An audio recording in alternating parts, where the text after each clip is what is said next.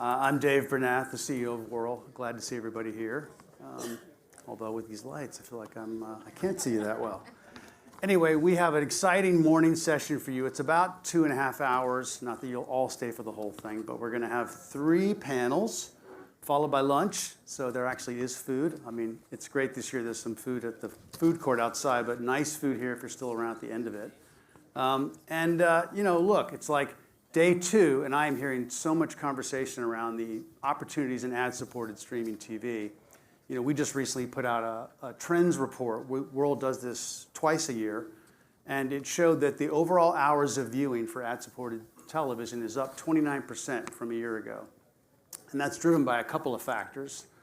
One, a rise in the monthly active households. I think it's 12%. So 12% more homes are hooked up with their smart TVs to watch ad-supported streaming. But on top of that, because that would obviously be a nice lift, more folks buy their Samsung or Vizio TV, they plug it in, maybe reconnect their Roku dongle, and start watching. So we have more houses, but also people are watching more. So the average daily consumption for a household that watches streaming TV is also up 16%. So we got more folks getting into the ecosystem, and they're also watching more. So go check out the Trends Report. It's got some other cool information about the channels people are watching, the genres, fill rates, and all that kind of stuff. But broadly speaking, it's a rising tide lifting all boats, which is really awesome because I come from the cable business. I worked for many years at places like Comedy Central, BBC America, E! Entertainment Television, and as my career was sort of, I wouldn't say winding down, but as I was about to be transitioning to digital, there were a couple things that I think we all thought were true. One was that linear TV was going to die, right? Who's going to watch what they program for us, right? It's all on demand. Whenever I want to watch it, I'm ready to watch it. And that's still a great use case. But it turns out that people also sometimes just like to drop in and see what's on television, right? Flip around, find a movie, watch the news, tune into some sports. So linear, absolutely not dead, alive and kicking with these fast channels, these linear experiences you see on all the smart TVs and on the platform. So linear survived. And the second thing I think we all thought, call it 7, 8 years ago, was like ads. I mean, Netflix will never have ads, and who wants ads? Everybody hates ads. Again, not true. It turns out that people are fine to have advertising for multiple reasons. One is that it supports free television, and free is really great in a time of like maybe economic challenges or the fact that everyone's fees are going up for their subscriber tiers. So not only is linear still around, but actually ads are still around, and people don't mind having advertising. Now they want to have more relevant ads that make sense. They don't want to see the same ad over and over again. There's all kinds of issues, and we'll talk about some of that and all the opportunities that come in CTV. But broadly speaking, streaming is growing incredibly, and people are cool with ads. So that's great for advertising week. So anyway, I think those are all my opening comments, and let's have the first panel come up. Welcome. Energetic round of applause.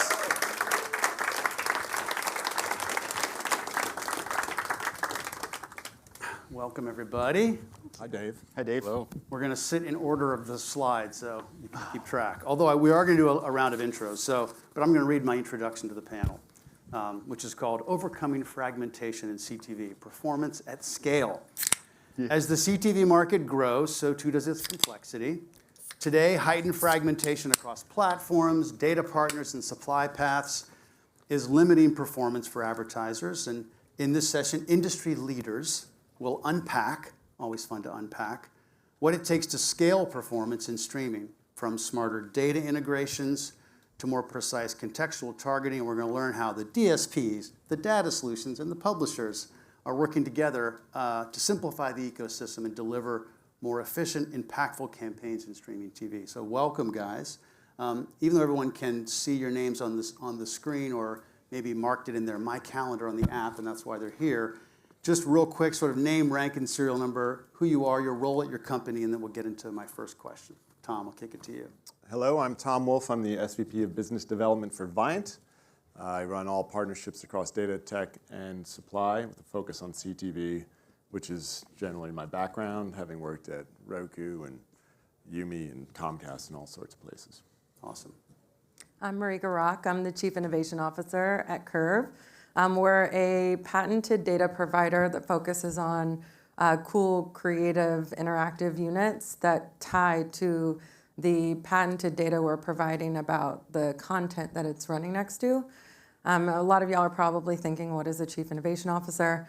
I'm probably everyone's worst nightmare on the publisher side. I'm really pushing the agenda with our publisher partners and really forging new integrations that make what our demand partners ask for possible.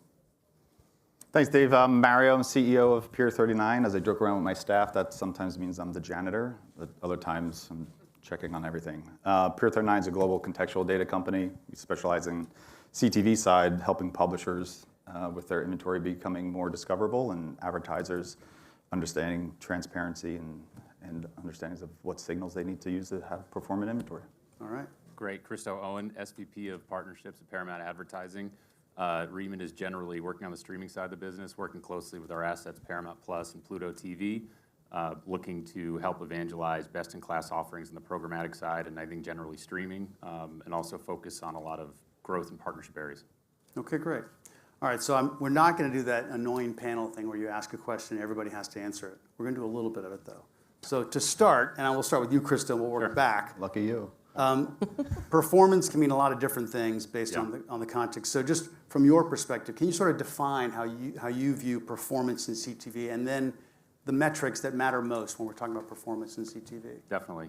So performance is very much like an amoebus, question, answer, word, similar to premium, right? And so actually last year in the upfronts, our head of sales, John Halley, coined the term Paramount as performance. So we've actually, over the last couple of years, been really looking at performance holistically. And what we mean by that is we have the ability to target, plan, measure the full suite across streaming and linear, across a slew of different KPIs, metrics, whatever you want to call it, where it's high top of the funnel all the way down to lower funnel. So it's really, reach on top all the way down to ROAS. And so from our perspective, we want to be able to execute everything across that, and we need the tools, interoperability, the flexibility to do that, where we do traditional lean-back experiences for reach across CTV. We also partner with companies like Curve, where we actually run interactive formats, where we drive 2-second screen storefronts or other areas. And lastly, and effectively, we've been starting to really hone in on the SMB world, where a lot of the money is coming out of social onto CTV endpoints, and we've built out what we call our Paramount's Ad Manager to be a self-service product, feels very similar to that.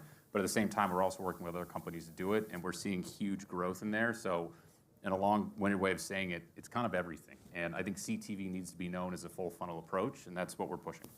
Awesome. All right, Mario? Yeah, so as a data company, we sit in the middle of a lot of different performance kind of definitions. From the advertiser side, performance could mean, am I finding more audiences, and how do I find that? And CTV, a lot of times, content is a great proxy for that audience. So, and then on the publisher side, performance is yield. Am I attracting more advertisers?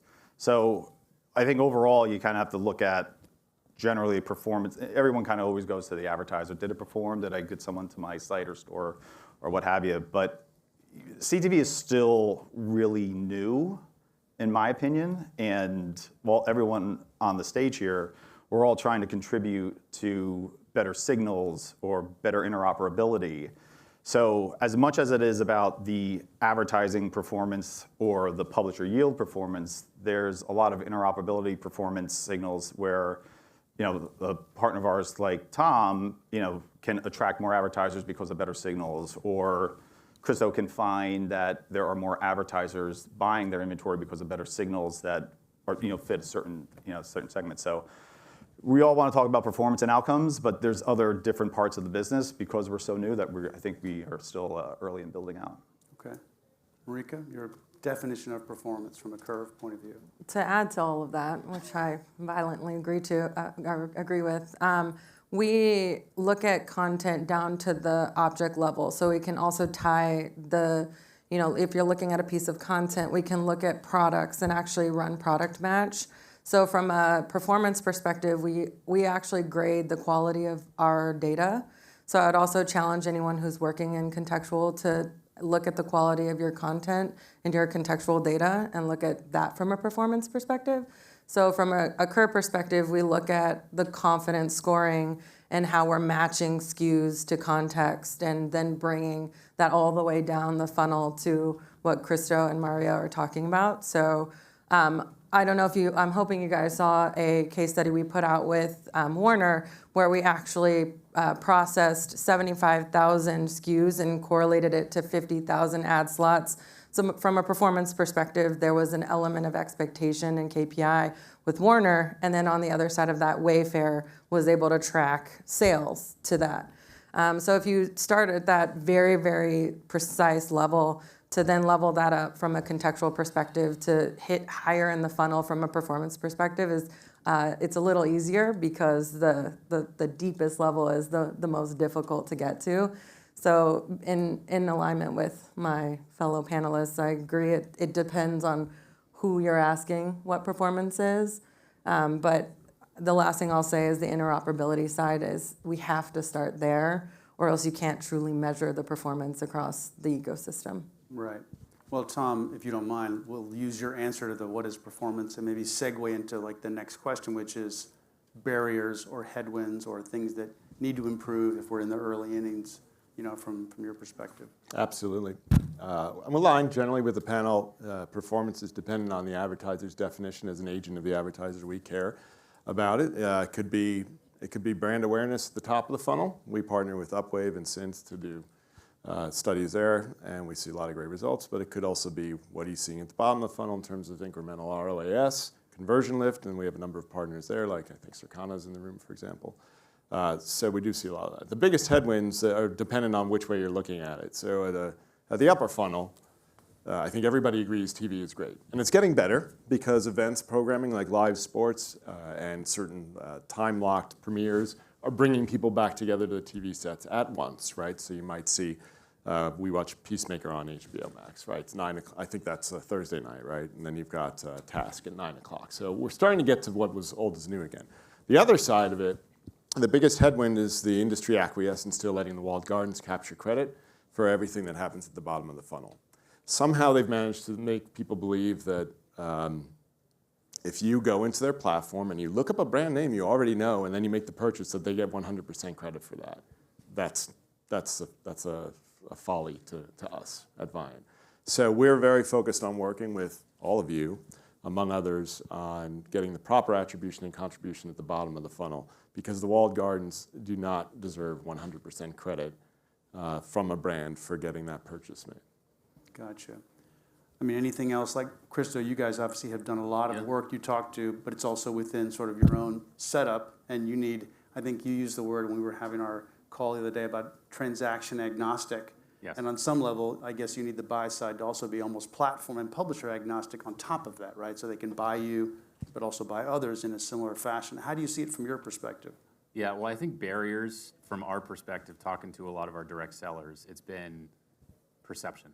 I think people still look at CTV as an extension of linear. It's lean back. And the reality is that's not what it is anymore. And so we correlate mobile, clickable, social, all that stuff to where it runs, but we're doing a lot. In terms of how we go to market and really try and be agnostic, be interoperable, be flexible, we for years have gone out to market in the upfronts where we essentially sell a portfolio. It's called Paramount Streaming. It's 115 million monthly active viewers, all ad-supported reach across Pluto and P+, Paramount+. And we have one unified tech stack, and we have one unified identity spine. And we integrate directly with the Viant ID. We integrate with a bunch of other folks. We do a bunch of different things.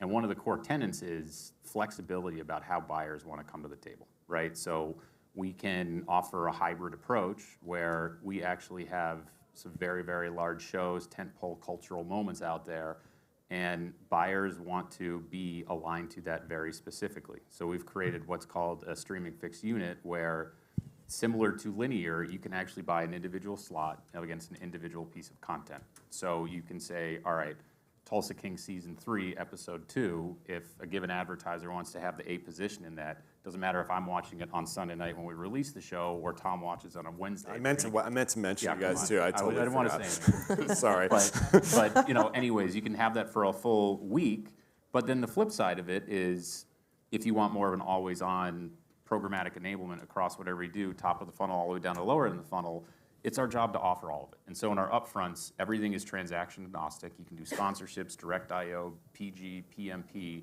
and have the ability to have us curate on your behalf. Or if you want to, again, we integrate with every major technology on an identity spine standpoint. We pass all of the metrics we can in the bid stream upstream so buyers can do it. It's incumbent on DSPs to have that ability to kind of close loop measure as well as buy it out, buy with programmatic terms and execution. But in the end of the day, we just want to be there to be malleable to our buyers, right, to our partners to get it done. And we've seen tremendous success doing that.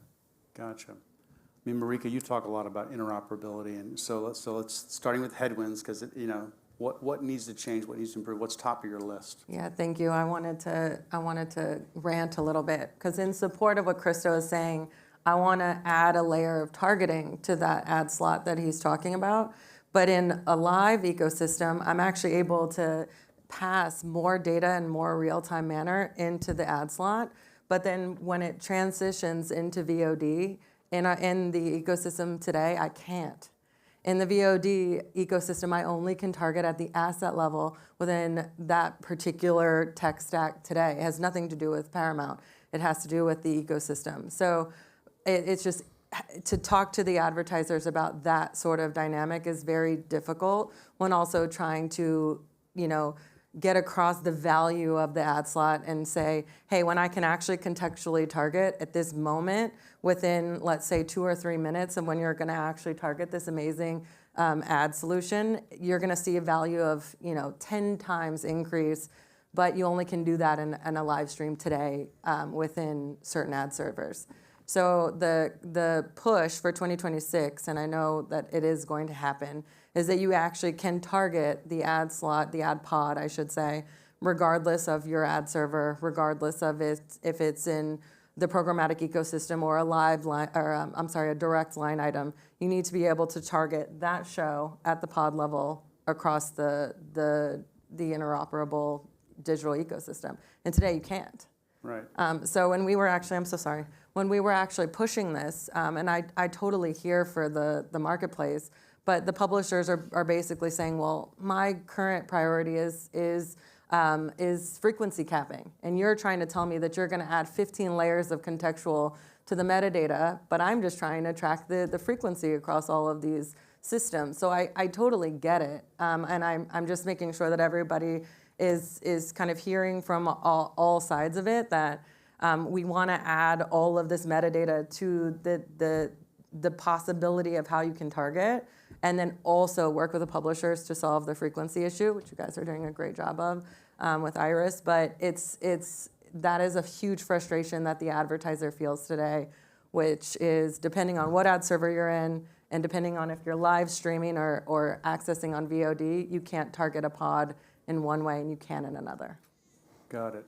Well, I mean, Mario, sort of taking the theme of barriers and also coming about early, and really, Marika, what you're referring to also with the frequency issues, other issues that aren't about performance marketing, they're just about the ecosystem generally. Exactly. That are, so in terms of like things you would, what's your priority of where we need to see improvement? I would argue, this may not sit well with people, but That's good, we need that on the panel. Yes. I think the linear CTV combo upfront, I think that's fine. Like, you have a remarkable catalog of content and audience. You do your upfronts, and that transaction is done. There may be some things of like frequency capping and all that other stuff, but you know what? The advertisers, they just want to know that they're running on your tentpole events, and that's fine. I think where the barriers is what happens with the rest of the market. Like, it's all super simple for all of us in this room to say, I want to concentrate on the top 500 advertisers, and I'm going to run on the top 20 publishers. That's one market. That's about this big. The rest of the market is massive, and you're already starting to see this come in. And Tom's firm does a lot of work on this with helping advertisers and agencies execute programmatically and attracting new advertisers that would run on Paramount.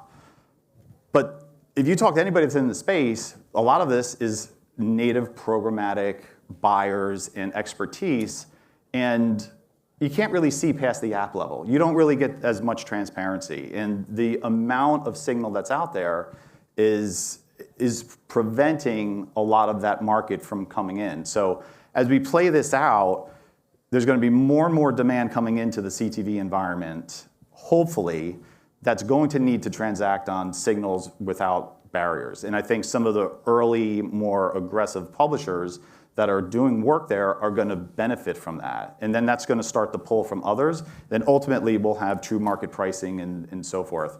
But from a barrier perspective, I think most of the barriers are happening with how a lot of advertisers want to buy outside of what is in the, I call it the fancy club, the top streamers and the top advertisers. Right, right. Well, Marika, you just mentioned targeting by show, but that's not, you can't really do that now, right? I mean, I was on a panel with Samsung and Stream TV. They talked very candidly about the levels of things that they're just not willing to share, right? Because they don't want people to cherry pick or like, so how do we get more granular in a way that everyone's comfortable with in terms of the supply? Well, if I could go again. Of course. Sorry, I have a strong opinion on this, and this may sound weird from a contextual data company CEO, but I think we have to be really, really careful about how we think about contextual in CTV. The behavior of someone watching television is you're leaning back, and you compare that to the environments of the web or mobile app, that's more intent-driven. I'm looking for something, I'm trying to find a shoe, or what. So hyper-contextualization works really well to capture that intent. As more CTV programming comes in, that's a little bit more, I would say, aligned with those type of contextual environments. That's a really good environment. But Landman is you, right? Mm-hmm. Yeah. So on Landman, I don't know if a lot of advertisers are going to want to target something when an oil rig blows up, or somebody's in the right car, or how many environments are, someone drinking soda at a pizza place. Like, contextual is about environment. It could be the ad pod, right? And that first one is super important. So I think we have to be really careful about how we think about contextual and solving some of those foundational layers first. I agree with you, but there are some innovative solutions out there. For example, Dave, we just partnered with Whirl on the first scene-level targeting solution in the marketplace, right? So you could find out whether that oil rig was going to explode and target on appropriately. So thank you for that. One of the bigger challenges is you got to have some standards with what you're doing with contextual. That's why we like Iris, because it's common across all publishers. Advertisers get it. Publishers are going to do what they have to do, but they're going to have different solutions for different things, right? You might have one pause ad stand, like someone else has a different kind of pause ad. And so how do you get these things to work, and how do you measure them across the different publishers is extremely difficult. You can't rely on industry standards for the most part, because they tend to be lowest common denominator because they have too many people to please. And for what it's worth, in my opinion, the IAB still struggles to classify CTV the right way. It was display for years. And I think now it's still online video. It's not really what the CTV experience is about. So you have to find solutions like Iris, we think, that'll help make it high quality and common across the ecosystem, so that buyers know I'm buying the same kind of thing across the ecosystem. And we get to the point where the scene level targeting is available across every publisher as well. If we can do that, then you can have performance both at the top of the funnel and the bottom of the funnel. Yeah. And we see that uplift, by the way, No. With contextual, on the top of the funnel, when you have the Iris signal in there, we did a study with Upwave, on almost every metric, whether it's awareness, recall, favorability, it's 2 to 3 times higher when you have a contextual targeted ad. It's amazing. Yeah. And I just learned this last week ourselves at the A&A presentation. So it can happen at the top of the funnel, and definitely at the bottom of the funnel is better too. We've done some studies.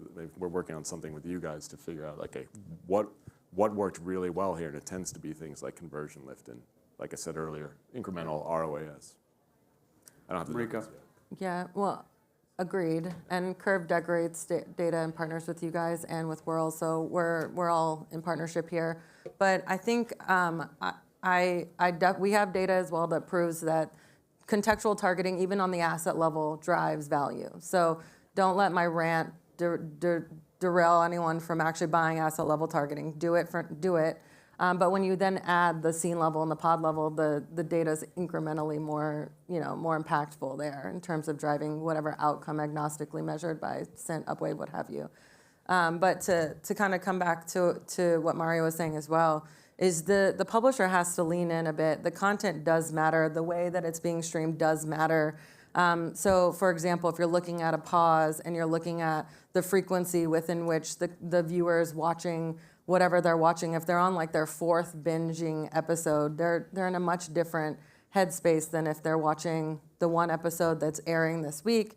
So I agree with what you're saying, and I do think that contextual isn't one size fits all. You do need a standard taxonomy though, and we need to start there, have standards, have ecosystem, but then also work deeply with the publishers to drill into these divs and actually say, hey, how are we looking at Landman and making sure that these advertisers don't show up where they need to be. So you do have to do a mapping by show with the publishers, and the publishers are investing in that time into that. And as soon as we get that foundation, then advertisers, we can get into your very custom contextual moments.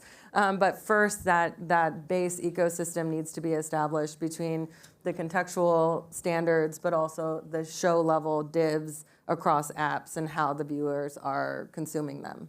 Yeah, All that has to be in place. From the publisher side, I think we want to be flexible. We want to work with everybody. We want to make sure it makes sense business-wise to do it that way, but we have a relationship with every major DSP. We have every major identity solution in the marketplace, and we want to pass upstream to providers to be able to target in the right way.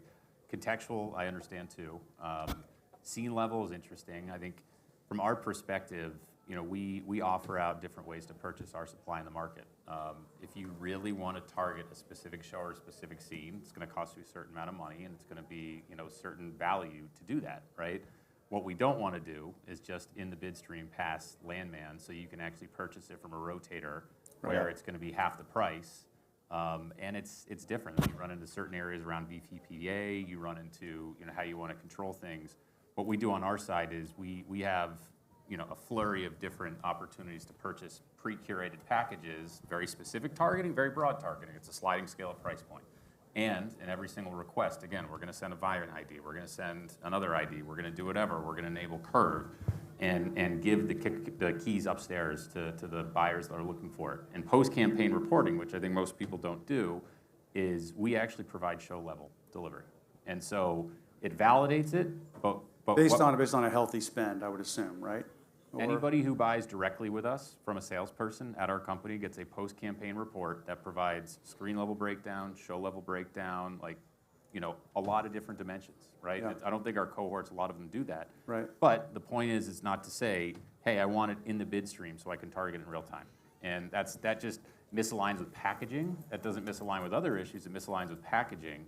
And so as long as we can set it up in the right way, and again, if you want a fixed unit specifically in Landman or in Tulsa King, come buy it. We'd love to sell it to you. It's just we're not going to do that for $5, Right, understood. Well, broadening things out real quick, we'll do a lightning round in a second, but I think I heard a panel this morning, someone said something about the spend on CTV surpassing the legacy spend in a recent month or quarter. I don't think that's true. Generally speaking, and you would know this better than anybody else, there's still more money being spent in the old world of television and within the new world of streaming in terms of eyeballs. I've seen anywhere of 15% of the spends on CTV, 40-some% of the time is spent on CTV. So you sit in an organization that's got CBS and Comedy Central and cable. You have all the old school places to buy and the new. How do you see that issue in terms of how we move money? This is obviously an issue that affects performance, but if just CTV generally getting more money into the market. We don't personally look at it as an issue because we sit in a unique place. We have broadcast, we have live sports, we have FAST, we have premium SVOD, we have cable, we have theatrical, we have all these areas, and truthfully, as long as it's coming in our walls, it's a good thing. And one of the stats was CBS broadcast has hit its 17th season of most watched network in the country. And so there's a huge amount of consumption happening there. But of course, we want to continue to migrate as consumption patterns change into CTV, into streaming. And that's where we come up with what's the best way to help shepherd those dollars and work with our major partners to transition throughout that process. And that's why we offer the flexibility, all the different ways we do that. One of the areas in which we want to do that, as we talked about, is the hybrid approach, which if you want to be against content, do it. If you want to be against programmatic. But one of the areas that we're also looking into, and we were talking to Tom about this the other day, was take a guess when the most consumption is consumed within our portfolio of content. What time of day? I would say 10 o'clock during the week, or maybe Saturday late morning. Yeah, prime time, I would say. Do you know what the lowest amount of bids we get from the programmatic world is? Oh yeah, you mentioned this. Remind me, I can't remember. It doesn't match. It misaligns. So what happens is every single day we go through peaks and troughs of how people consume streaming content. Prime time is the primary time people consume it. If you think about it, people are home, they want to watch their live sports, their news, their catch up on binging, whatever else. Unfortunately, when we're dealing with the programmatic world, a lot of the DSPs, not specific to Tom, but more of a macro thing, we are seeing the least amount of bids coming in following consumption patterns. And so oftentimes what we see is that in the middle of the day is when we actually have the most bidding behavior happening. And I don't know if it's a hybrid of legacy display algorithms mixed with certain times of day, pacing reset. But I think one of the big areas for us to grow and to be able to execute programmatic in prime time at scale is to really align with consumption patterns. And we have to do that to get it there. We want to certify everybody to run in live sports, to run in all these areas of business. And I think until that happens and we feel like we can actually carve out the concurrency of viewers. I mean, if 10 million people are watching a live event on a streaming device, and we're not really seeing any demand from the programmatic world, we've got to fix that. That's and correct. that's a big area to go into. It was an interesting point you raised, and for what it's worth, with live, we are a certified partner of NBC and Disney, and you guys, to the extent that you make it available programmatically, and you have to accommodate the audiences that come with live sports, and so that forces you to change what you're doing with your algorithms and how you set up the campaign. So I think it'll happen. Yeah. And I'm sure we're not the only ones. No, I'd like it's to an think we were industry level brilliant. thing. No, we see it. We see it too across our reporting. I'd say 25 to 26% of all impressions that run are in the overnight hours, which is kind of shocking. And the publishers we share that with are shocked and why is this happening? And the advertisers are shocked on it as well. So that drives. Yeah. That probably speaks to an under-indexing in prime and over-indexing. Because Yeah. people are obviously watching late night TV is the thing. Yeah. The West Coast. Well, it's interesting. Like some of the work that we do, like the advertisers will see, they'll run overnight hours on like movie content versus live programming. So they always have they have data and signals now to make a decision saying, oh, it's maybe somebody's just watching a movie and they're up late, or they're on a gaming console or. I think he's getting at it. If you're talking about overcoming fragmentation in CTV, there's a couple things. One is people are watching at certain hours. The programmers are putting the programming on at the same hour, and people are going to flock to that time. Yeah. So what's old is going to be new again, right? You're going to end up targeting at certain hours of the day. On top of that, there's going to be a move toward quality. We didn't really get into this earlier, but the world is definitely moving toward quality. There's 30,000 apps on some of these platforms, and how many of you use 30,000 apps? Raise your hand if you use 30,000 apps. You don't. You use 5 or 6, maybe 7 these days. So more and more, we're going to see, I think, a contraction of some of these apps in the ecosystem in CTV. At least that's what I'm hoping. Okay. And we can see that naturally fragmentation will dissipate. All right, lightning round, our last few minutes. You're back here a year from now. Like, what's the one, you got a lot of things you want to see improve. Marika, I'll start with you. What's the one thing you would really like to see succinctly improve before Ad Week 26? Oh gosh, I would like contextual to be interoperable, including ad servers, DSPs, and even the tag decorators. So in terms of injecting the KVPs into the live stream, if we could do that by this time next year, the publisher, everyone in the space will be netting positive, especially with the shift to more premium supply. Okay. Mario, you're back here next year. I'm gonna say the live thing. That's personal experience. Last night I was watching my Phillies lose. God help me. And I was watching on HBO Max, and I saw the same goddamn ad 22 times. I counted, and it was an in-house ad. I'm like, what the? Like, all I hear is like everybody wants live programming, and can't handle it. So that's an infrastructure thing. So. Tag decorator. All right, Christo, we're back here 1 year. What's improved? 2 things. One, alignment of the algorithms to consumption. And then the other thing is, and very, very high level, ad servers, when they construct pods for how people consume content, do it very much in real time. Programmatic bids in real time. And so what happens is you have a collision oftentimes between advertisers and brands of advertisers. So let's say we have a fixed unit running with auto for Landman season 3 or season 2 premiere, and Tom's bidding in with an auto ad. He doesn't know he can't run that auto ad in advance. Right. And so what happens is every single time he's going to fail, and he's not going to run that. So the idea is what we call multi-bid, which is getting multiple brands coming back directly from DSPs, so that if the first does not win, the second one has an opportunity to do it, and it's better for advertisers because it's a first price auction, and advertisers have discounts to effectively utilize our supply. Okay, I like it. Tom, you're snapping your fingers next year. What's changed? The move toward quality has become clear. There's a contraction of non-value-added resellers in the marketplace and a contraction of apps that are ad farms and garbage. Okay, cool. Thank you all very much. Thanks, Dave. Great Thank you. panel. Thank you, guys. We